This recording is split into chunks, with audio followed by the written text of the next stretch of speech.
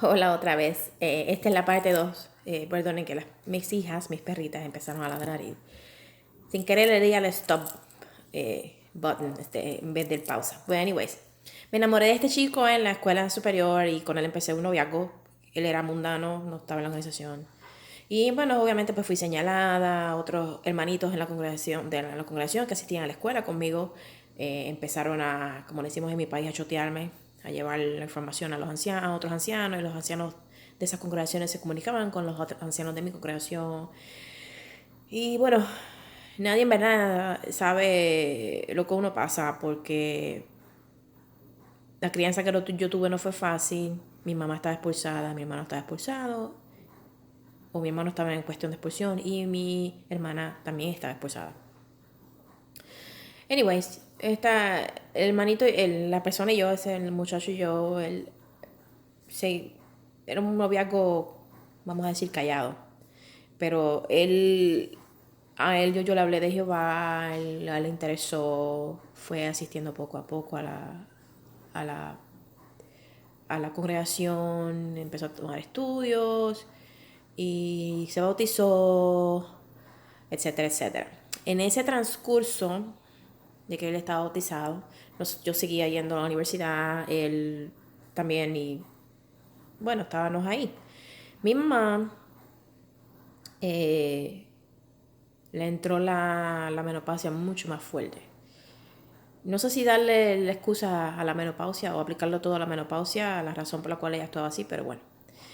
Entonces ya cuando yo me iba a graduar de cuarto año, casi en mis últimos meses para graduarme,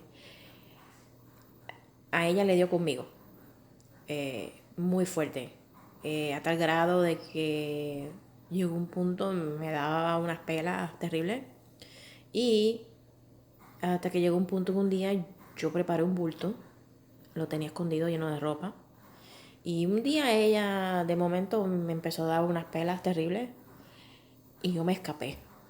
Me acuerdo, me fui por detrás de la casa, teníamos como un caminito, salí por el portón del frente y corrí por toda la calle y llegué en la última casa de la esquina, había que pasar como algunas 15 casas, vivía un anciano, que era el presidente de la congregación. Entonces yo corrí con mi bultito, le estoy diciendo, yo estaba en la edad de teenager, corrí con mi bulto, llegué a la casa del anciano y toqué el portón, porque el portón yo con miedo de que mi mamá llegara de camino. Y entré, le expliqué lo que pasó y entonces él llamó a mi hermano y mi cuñada, que estaban en planes de divorcio, pero yo no sabía esa información. Entonces ellos me llevaron con ellos a la casa. Entonces ahí dormí 1 o 2 noches. Entonces había una hermana en otra congregación que trabajaba para el departamento de servicios sociales. Y ella sí me ayudó bastante. Me pusieron en una casa de unos hermanos. Bueno, la familia era testigo, la mamá y creo que los 3 hijos. El esposo no, el esposo era mundano. Y ahí estuve un tiempo. Este, tuve problemas, me fui a casa de otro hermano con su esposa. Y entonces ahí también no estaba tan bien. Y entonces me fui a otra casa de otros hermanos que llegué a conocer después, mucho después, en casa de una hermana que tenía un hijo y una hija que eran de la misma edad que yo. Hasta ese momento, antes de yo irme a donde vivir eso, a donde esa familia, esa mamá con sus 2 hijos, hija e hijo, ningún anciano o ninguna persona, ningún hermano me dieron la mano. Yo básicamente estaba sola con mi novio y hasta ahí. Cuando entonces me mudé a esta otra casa, a la última, ahí entonces estaba un poco mejor. Ellos me trataron súper bien, los quiero muchísimo y, y ahí estuve bastante bien.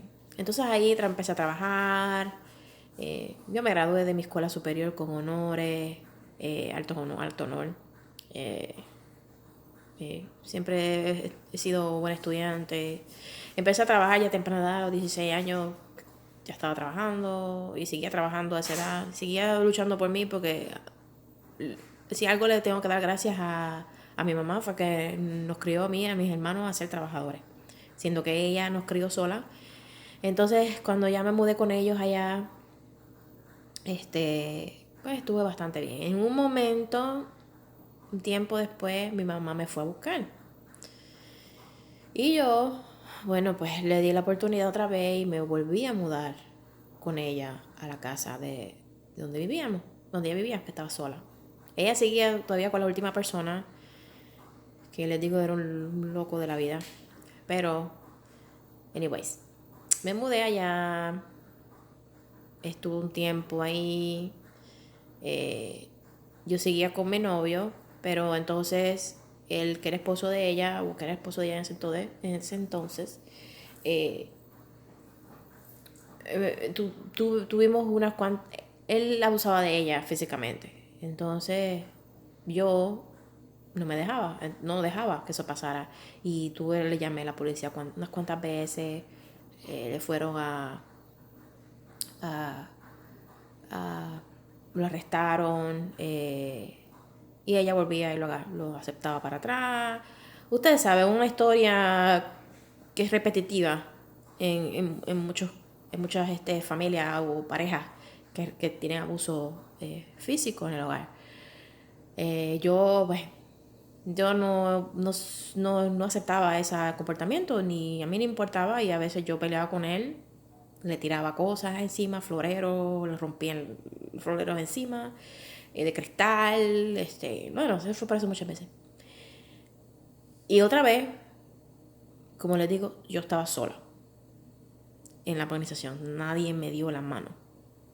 Ningún hermano se preocupó por mí, nadie fue a mi casa a visitarme, pero yo seguía yendo al salón normal y todo lo demás, predicaba, todo lo demás. Entonces, cuando ya eh, mi mamá todavía para ese tiempo estaba expulsada, cuando ella empezó a ir al salón otra vez y la volvieron a restablecer, ella empezó a ir al salón. Entonces, ya un poco tiempo después, cuando yo la acompañaba a ella al salón, el esposo de ella, que era mundano, también iba. Y él iba, con su manga larga, con su corbata, todo normal. Entonces una vez yo estoy en mi cuarto y la gente que vive en Puerto Rico pues saben que las ventanas en muchas de las casas allá son de hojas de metal o de aluminio, mejor le he dicho, mejor de aluminio. Entonces, cuando tú las cierras completamente, siempre queda como unos hoyitos, unos huequitos entre cada hoja. Y yo sentía que alguien me miraba por ahí, como que había ese sentimiento.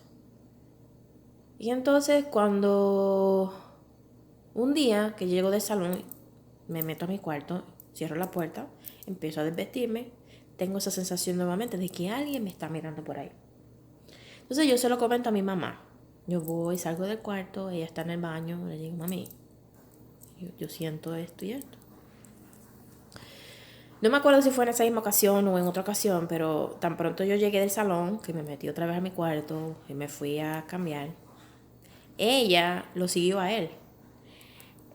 Él salió por la cocina, salió al patio atrás y ella lo siguió a él. Él no se dio cuenta, obviamente. Y ella lo cachó, él mirándome por esos rotitos de la ventana.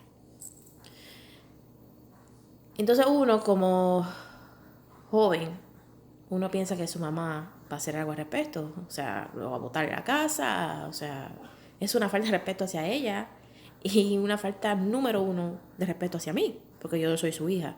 Y yo no soy madre, pero yo creo que las madres, los hijos siempre van primero. Yo sé que hay madres allá afuera que hacen lo contrario. A veces ponen a los hombres primero que a sus hijos. Y eso fue lo que mi mamá hizo. Puso a un hombre primero que a sus hijas, que a su hija. Y eso también me tocó. Entonces, bueno, Ella lo dejó en la casa. Entonces más me sentí yo empujada a salir de mi casa. Por todo ya, todas las cosas que ya había pasado, la soledad, eh, no tenía amistades básicamente, lo que ella me había hecho, lo que él me había hecho. Y entonces mi novio en ese entonces, que ya estaba bautizado y todo, me propuso un matrimonio. Y yo dije, bueno, aquí entonces ya es mi oportunidad, salgo de mi casa y, y me caso. Bueno, pues así hice. Entonces nos casamos y no le digo que yo no tenía ningún sentimiento por él, pero a estas alturas de mi vida, que ya tengo 40 años, entiendo que a uno a los 16, 17 años, 18 años, no es edad para uno saber lo que es el amor o lo que uno quiere en la vida. Entonces yo entiendo que hay etapas en las que uno tiene que pasar. Está la niñez, está la etapa de ser teenager, está la otra etapa de cuando uno ya está empezando a ser adulto. Y entonces hay cierta etapa para todo. Y ahora es que yo entiendo que esas etapas, muchas de esas etapas yo las brinqué y me lancé solo a la de adulto. Pero, bueno, como dicen un refrán, nadie aprende por cabeza ajena. Y segundo, yo estaba sin ningún tipo de guía. Nadie me guió, nadie me dijo nada. Bueno, anyways, me casé con esa persona. Eh, Estuve casada como algunos 2, 3 años. Una persona muy buena, pero otra vez éramos muy maduros. Él no era apto para ser cabeza de familia. Eh, yo era más el hombre que él, lo que él era el hombre de la casa. Yo, una persona muy vaga, no trabajaba y yo era todo. Básicamente, si yo hubiese estado sola, hubiese logrado todo lo que logré sin tenerlo a él a mi lado. Entonces, eh, empecé a trabajar en un trabajo bastante bueno allá en la isla. Y en el desespero y con toda la situación que tenía. Y con esto le quiero decir antes que en ninguno de los 3 años o 4 años que estuve casada con esa persona, en ningún momento recibimos una visita de pastoreo. Una visita de pastoreo es cuando los pastores de la congregación o los ancianos van y visitan a las familias y bueno, chequean en ellos cómo van espiritualmente, cómo van como pareja, cómo van en su vida, en la personal, en la espiritual. Nunca recibimos esa visita. Bueno, entonces allá cuando trabajaba en esa compañía, un hombre se fijó en mí. Y yo, siendo inmadura y queriendo salir de la situación en que estaba, me fijé en él. Lamentable la situación en que él era un hombre casado, pero volvemos a lo mismo. Nunca tuve la guía, nunca tuve nadie que me dijera. Yo lo aprendí todo sola. Entonces me envolví con esa persona y ahí fue cuando yo le confesé al que era mi esposo lo que había pasado. Me acosté con la persona, esto es lo que pasó. En cierta manera sentí como un alivio, pero a la misma vez sentí culpa, porque había herido a otra persona. Y me sentí aliviada porque también me iba a zafar de él, porque en la organización el divorcio no es admitible, no es aceptable. Eh, Hay ciertas situaciones en las que un divorcio se puede dar, pero son ciertas situaciones, porque la Biblia dice que Jehová odia a un divorciarse. Y yo estoy de acuerdo, muy de acuerdo con eso. Eh, pero hay otras situaciones que, bueno, pues obviamente no. Tienes que quedarte con esa persona sí o sí. Entonces, la única manera en que tú te puedes zafar de una persona o es eh, cometiendo eh, adulterio o adulterio, básicamente. Entonces, eso no termina ahí, porque aunque tú cometas adulterio, está de la otra persona, de tu pareja, el perdonarte o no. Yo obviamente le pedí perdón porque hice un acto que no debía de haber hecho. No tenía por qué herir a nadie, ¿ok? Pero volvemos a lo que tenía 22 años, 21 años, cuando todo esto pasó, muy joven. Entonces él me perdonó y todo, pero yo no quería, no quería, estaba muy confundida, no sabía qué hacer y Y entre una cosa y la otra, yo misma decidí divorciarme. Yo misma fui a un abogado, planteé el divorcio y todo lo demás. Entonces los abogados hicieron un comité judicial conmigo. No lo hicieron en el Salón del Reino. Cosa de que me llama la atención. Pero sí lo hicieron en mi casa. Entonces, ¿dónde estaba la guía del Espíritu Santo en un lugar donde se había cometido un pecado? Esa es mi pregunta. Dos, solo tuve un comité judicial. Sí se me preguntaron los detalles de lo que pasó. No tuve que dar detalles específicos, como sé que en otros casos he escuchado a otras personas allá afuera que han dado detalles. Pero sí fue una situación en la que también me dijeron como que tenía que dejar mi trabajo. Bueno, el que vive allá en Puerto Rico sabe que si uno tiene un trabajo y es bien difícil conseguir un trabajo. Entonces yo ya tenía mi trabajo a esa edad. ¿Y cómo lo iba a dejar así? Porque sí, porque me tenía que desligar de la otra persona y entonces tenía que dejar mi trabajo. Yo no estaba de acuerdo con eso y yo dije que no lo iba a dejar, porque ese era mi trabajo, ese era mi sustento de vida, con que iba a comer, con que iba a pagar mis biles. Y al ellos ver que yo no cedía en ningún aspecto, entonces decidieron expulsarme. Honestamente les digo que me sentí muy aliviada cuando me expulsaron. Yo me divorcié de mi esposo y hasta ahí les voy a contar, no que no les voy a seguir contando, pero lo que les quiero decir hasta ahora es, cuando uno está en la organización o cuando uno es criado en la organización, especialmente si tú estás criado, nacido, criado en la organización, tú estás adentro de una